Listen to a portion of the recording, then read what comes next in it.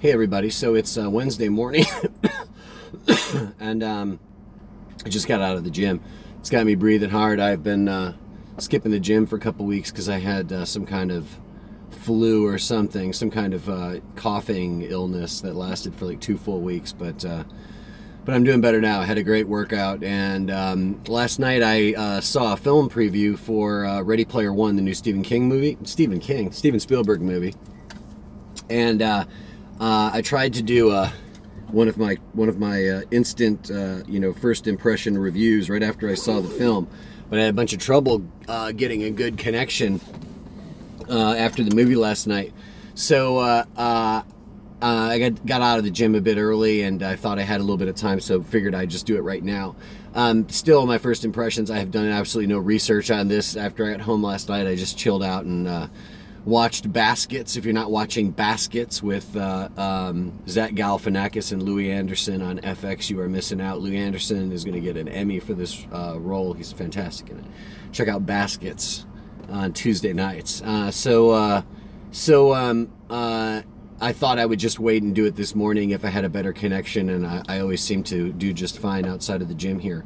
So Ready Player One is based on a novel, and basically it is 2045, I believe. I think it's the same year as the recent Blade Runner film. Interesting double feature possibilities there.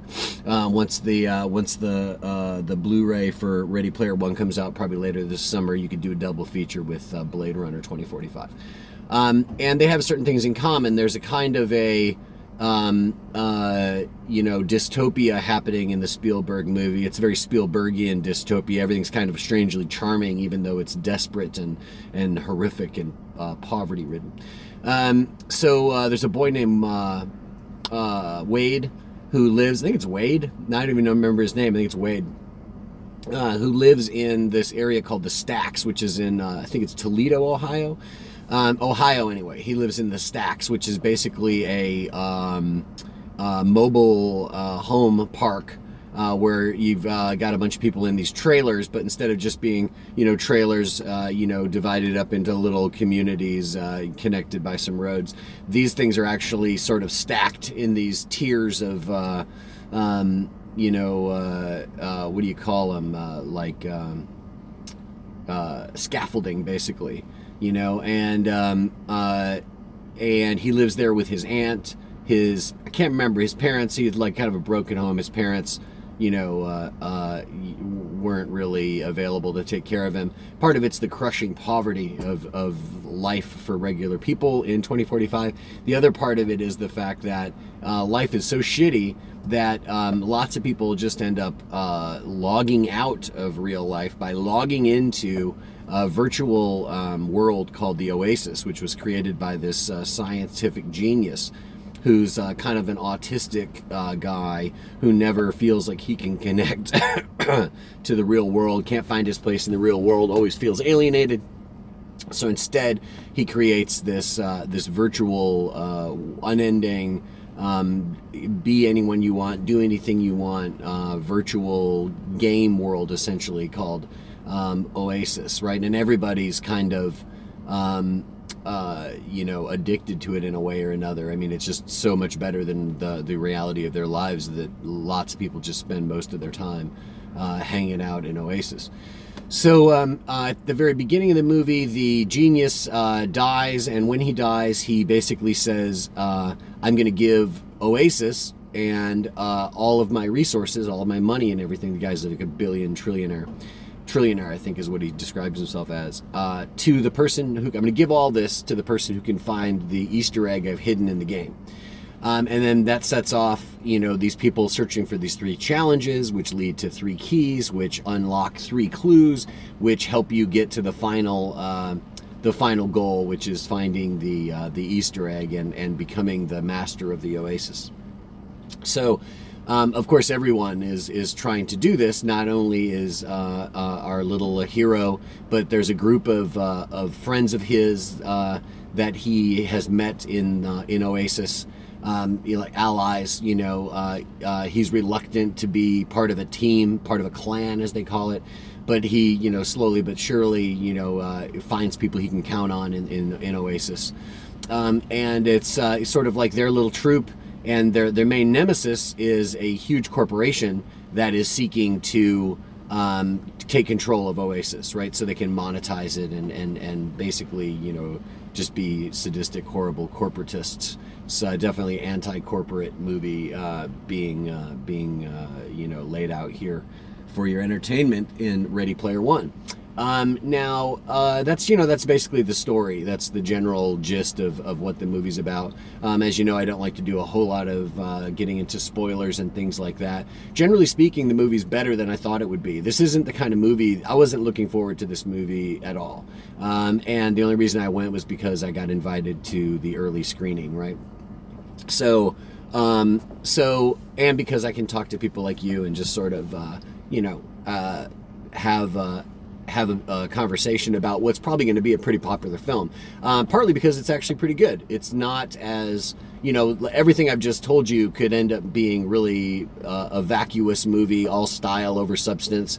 And there is a lot of style in this movie. Obviously, you know, at least half of the movie is completely all CGI pretty much. I think it's the kind of movie that I saw it in just a regular theater, but if you're into 3D movies, it's probably pretty great in 3D. There are some scenes that look to me like they might be shot in IMAX format. If that's something that I'm discerning right, it may just be a cool effect they're using, but I think there's a couple of sequences where if you were seeing this in IMAX, it would pay off. So look into that if you're thinking about ponying up for the big price tag of an IMAX movie. Double check and make sure that some of this was actually made for an IMAX screen and not just blown up on an IMAX screen. And if that's the case, you know, hey, maybe it's worth it to go that far. I would say definitely if you can see it in 3D, I bet you it'll pay off big time. If you're somebody who likes the novelty of a 3D movie, I can imagine that this movie feels pretty great in 3D because because the camera is essentially limitlessly free to do whatever it wants because it's not real. It's just exploring these created worlds, right?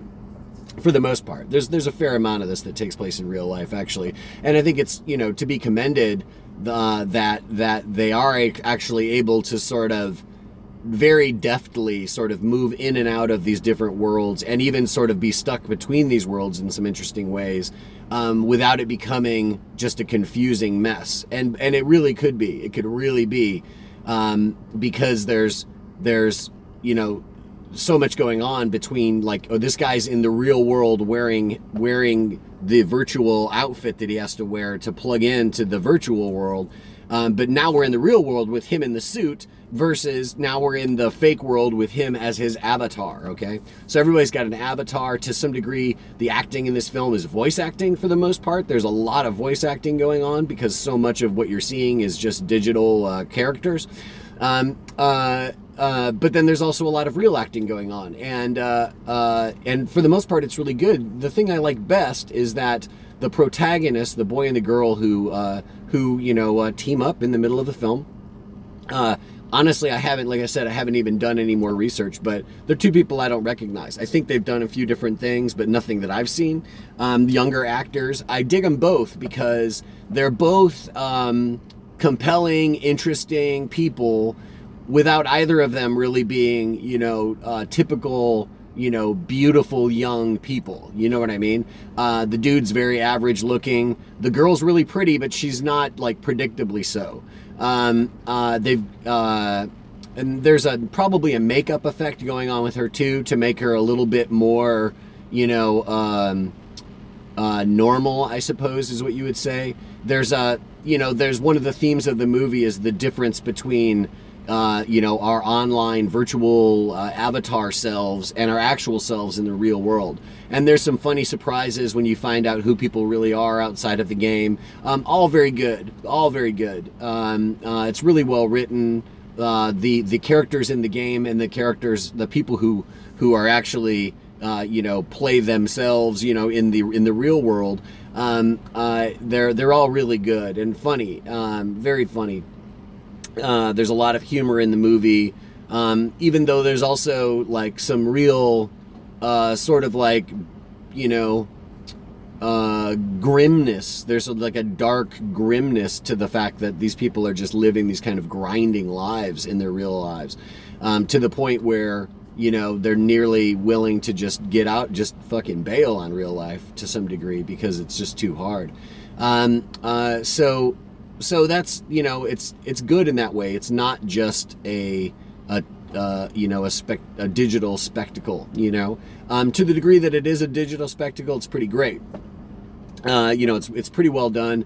I would say the best part of that aspect of the movie, and probably the thing that's going to keep this movie going for a long time. Watch when this thing comes out on Blu-ray, or at least is available like on-demand television that can be stopped and rewound and stuff.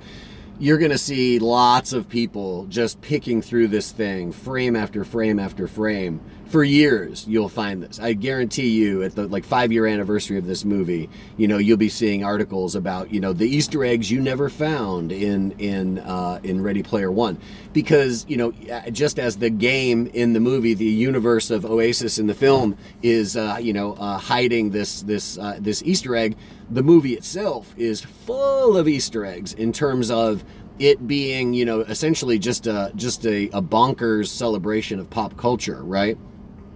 The game is, I mean, the movie is full of references, music references, characters. I mean, it's like I saw like Freddy Krueger, Chucky from Child's Play, Godzilla, King Kong, you know, the Iron Robot, Mecha Godzilla.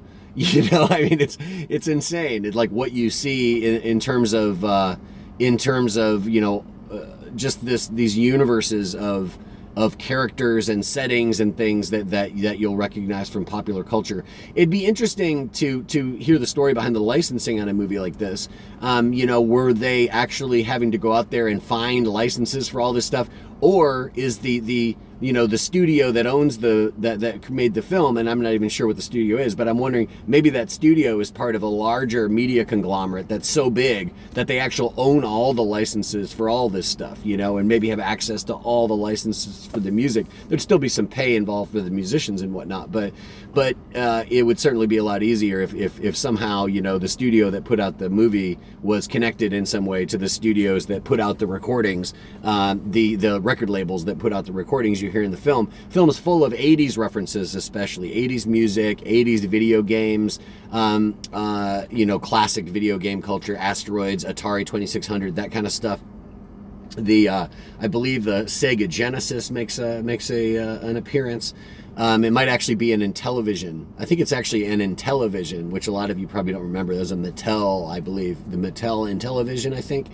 Intellivision went on to make lots of games for lots of systems, but they had their own system for a time that was like really cutting edge for a little while there. Anyway, there's just tons of stuff like that in the movie, and that's definitely, it's fun. I mean, it's not just, you know, it's not just dumb, you know, just like, oh, look, here's a stupid reference, da-da-da. There's a lot of stuff they really do a good job of sort of capturing the spirit of why that stuff matters to people to some degree. It's just nostalgia, you know, it reminds people of their childhood. Basically, the age of the scientist in this film and the people behind Oasis, they were all essentially around my age. You know that his wife, or his partner's wife, you find there's a whole subplot happening there that you can find out about when you see the movie. But you know that her birthday is like 5 years before my birthday. So these kids basically these guys are coming from a timeline where they're, you know, Generation X, and they're like my older cousins would have been back in the 80s or whatever. So these guys were, you know, young teenagers growing up in the 80s. Maybe a little bit older than that. But they, you know, the whole film is just full of those kinds of references, and that's definitely going to be the sort of the selling point of the movie. Everybody's going to be talking about how excited they are about, oh, did you see this? Oh, did you see that? Did you notice that poster on his wall? I mean, it's just packed with details, and that's definitely going to be, like I say, that's going to be one of the things that people are talking about with this movie. But they should also be talking about the script. They should also be talking about the acting. It's good and solid, man. It's going to be a big movie. for sure, because it's got all the zing zang, you know, eye candy that you would want in an early summer film, I guess you would call it. I guess it's kind of springtime still, but it feels like we're sort of getting going on the summer movies when this thing hits the theaters. And you know, in addition to all of the, you know, the special effects and all this stuff, which are very well done, you've also got this this deeper story with a cool script and good acting. There's a bad guy in the film named Nolan. He's the guy who heads up the corporation. And again, I'm not sure who the actor is, but fucking great performance from that guy. Really does it great. It's a well done movie. It's a Steven Spielberg film, y'all. I mean, Steven Spielberg's not even on my list of my favorite directors. I don't really like Steven Spielberg that much. But you know what? He's kind of like Tom Cruise for me. It's like, if you say, let's watch a Tom Cruise movie, I'm going to be like, why would I want to watch a Tom Cruise movie? And then if we put on a Tom Cruise movie, it would be great, and he'd be fucking great in it. Because generally speaking, outside of like The Mummy maybe, he always does a great job. That's why he's Tom Cruise. There's no accident. You know, the guy's really good at what he does. And the same thing's true of Spielberg. You know, I generally like Spielberg's lighter movies. When he takes on bigger, heavier subjects, I always feel like it's not really his strong suit, you know what I mean? And it comes off as sort of pretentious a lot of times. That's probably saying too much, because there's, you know, movies like Empire of the Sun that are really quite poetic and beautiful. But like, I think he does better when he does, you know, what essentially are genre films. You know, I think like Close Encounters of the Third Kind, Jaws, Indiana Jones, movies like that, where it's like, this is an action adventure, this is a monster movie, this is an aliens from space science fiction film. You know, he takes movies like that and elevates them in a really cool way. And to me, that's his real strength, and the thing that really sets him apart from other directors is his ability to take what is usually treated as sort of lighter B-movie sort of fare and elevate it to something that's like truly entertaining and you know, and deep enough to be more substantial than just like, oh, that's a monster movie. You know, he always fills it with you know, humanness, and in a movie like this, it's very important because that humanity could easily be lost. And it would be a shame, because that underlying humanity of the man who created this fake universe, of the people who live in that universe, it's really the story about who they are outside of Oasis that makes this more than just a video game on the screen. There's a lot to talk about regarding the sort of blending of video games into movies. You know, over the years, more and more as graphics get better and better, of course, many of us look at a video game and say, oh my gosh, it's almost like a movie. And more video games, you know, indulge themselves with cutscenes and storylines and stuff, just like a screenplay might. And you know, we've seen that, you know, video games evolve towards something that's closer to films, but in some ways we've also seen films evolve into something that's closer to video games. And this ends up being, you know, a film that has a conversation about that exact same thing within the context of the movie. So that's another like bigger meta sort of aspect of this film, is that it's creating a lot of conversations about, you know, gaming and cinema and where those things come together in the 21st century. So anyway, so there's a lot to talk about. So please leave me a comment. If you are just finding these reviews, I do a lot of instant reviews. I'm a film critic in Nashville, Tennessee, and I go to previews all the time. I'm going to see Isle of Dogs tomorrow. So I'll be doing an Isle of Dogs review tomorrow afternoon. So like the video, subscribe to the channel, and if you guys click that little bell, you'll get notifications. Like tomorrow afternoon, you'll see, oh, Joe's talking about movies again in the parking lot.